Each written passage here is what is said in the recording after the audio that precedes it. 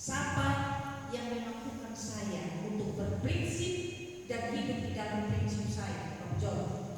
Yang mampukan itu adalah Roh Tuhan yang berdiam di dalam kita. Karena semenjak kita percaya kepada Tuhan, Roh Tuhan ada. Roh Tuhan yang mampukan kita untuk memegang prinsip yang benar. Sekalipun orang di luar sana mau melihat keberadaan kita, mau menonton keberadaan kita, apa untungnya? Mau capek untuk Tuhan,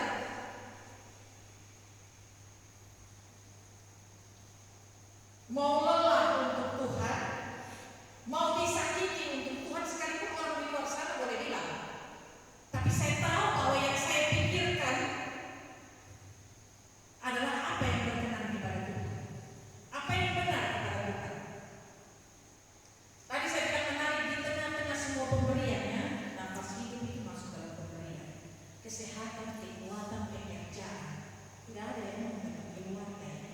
Ya, keluarga itu juga kemurahan Tuhan. Istri dan anak-anak itu pemberian Tuhan yang paling berharga dalam hidup bapak-bapak. Amin, toh? Amin. Saya ulang lagi, istri dan anak-anak itu pemberian Tuhan, itu kemurahan Tuhan yang terlalu berharga. Kalau kemudian bapak-bapak bilang bersyukur, ya, kalau keluarga adalah kemurahan Tuhan, pemberian Tuhan yang paling berharga, maka jalani lagi hidup keluarga sebagai wujud syukur kepada Tuhan.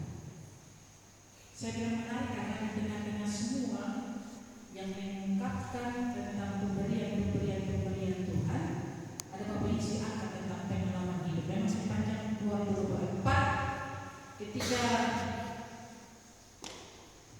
badai datang silih berganti, saya sempat cerita dengan Bapak tua di Roma. Saya bilang begini, pulang dari perjalanan, saya bilang begini, Tuhan punya rencana apa buat Bapak istri dan mama kita dan keluarga besar. Karena itu kata yang saya omong. Kemudian duduk lagi, saya ingat tadi saya bilang begini, Sofia, dipakai secara luar biasa oleh Tuhan, melayani Tuhan, mengabdi pada Tuhan apa yang Tuhan. Apakah Tuhan tidak perlukan itu? Tapi ini sudah membentuk kehidupan iman kepada Tuhan. Semakin mengabdi kepada Tuhan, semakin memberi diri kepada Tuhan, harus siap juga untuk menerima risiko itu. Jadi saya kasih bilang begini saja.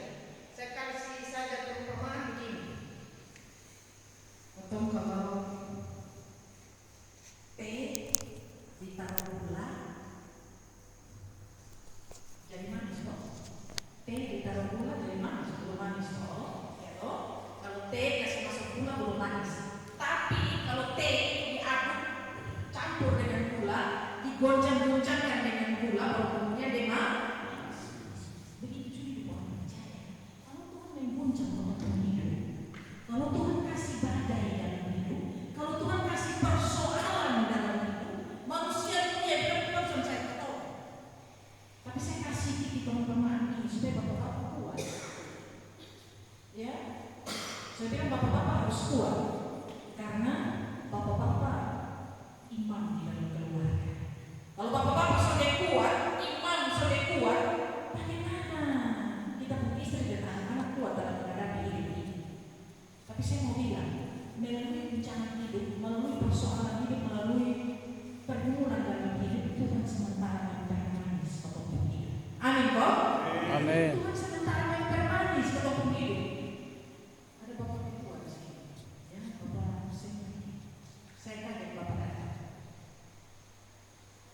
Kalau bapak memang naik, tak salah yang saya doakan, saya omong kepada bapak dan ibu di rumah sakit. Ya, kalau bapak masih ingat saya bilang, Tuhan tutup ini pintu. Satu pintu Tuhan tutup, Tuhan sementara buka pintu yang lain. Mungkin saat ini bapak belum melihat yang baik itu, pintu yang Tuhan buka, yang Tuhan sediakan yang lebih baik, tapi Bapak belum melihat. Tapi nanti perjalanan pasca Bapak dan Mama belum lihat mantu. Ya saya kepada kita semua, Bapak-Bapak. Terkadang kita punya pemahaman itu yang tadi bilang, pikir terlalu tinggi. Maksudnya terlalu tinggi itu apa yang dikejar, yang dipikirkan oleh dunia. Jangan pikir terlalu tinggi. Pikir terlalu tinggi itu yang kotong ikut Tuhan, kotong tanpa beban. Kotong setia dengan Tuhan, mungkin kotong sakit. Kotong setia dengan Tuhan, pasti kotong dapat pekerjaan. Kotong setia dengan Tuhan, pasti kotong berumah tangga bahagia. Tidak usah pikir, itu pikiran dunia. Tapi sekali lagi cukup saja Bapak-Bapak doa ingat semua. Teh ditaruh gula belum manis teh. Tapi kalau teh itu kemudian diaduk, diguncang, dicampur dengan gula, maka teh itu akan menjadi manis. Jadi sehabis dari kita bersekutu pada Tuhan, Bapak-Bapak, kemurahan Allah tidak saja berbicara tentang kesukaan dalam hidup, tapi dalam duka pun Tuhan menunjukkan kemurahan. Dalam sakit pun Tuhan menunjukkan kemurahan. Karena itu terima kasih karena Bapak-Bapak merespon bahwa terlalu banyak Tuhan berkemurahan. Tapi jangan sampai kita celaka kemurahan Tuhan berupa pemberian semua yang baik dalam dunia. Ya, Bapak Yesus mengungkapkan melalui pergumulan hidup juga itu kemurahan Tuhan. Mencari cara Tuhan supaya bagaimana Bapak periksa diri. Saat ketong sama seperti mau berjalan juga enggak untuk berjalan, mau diam di tempat bisa diam di tempat, hidup ini harus berjalan terus.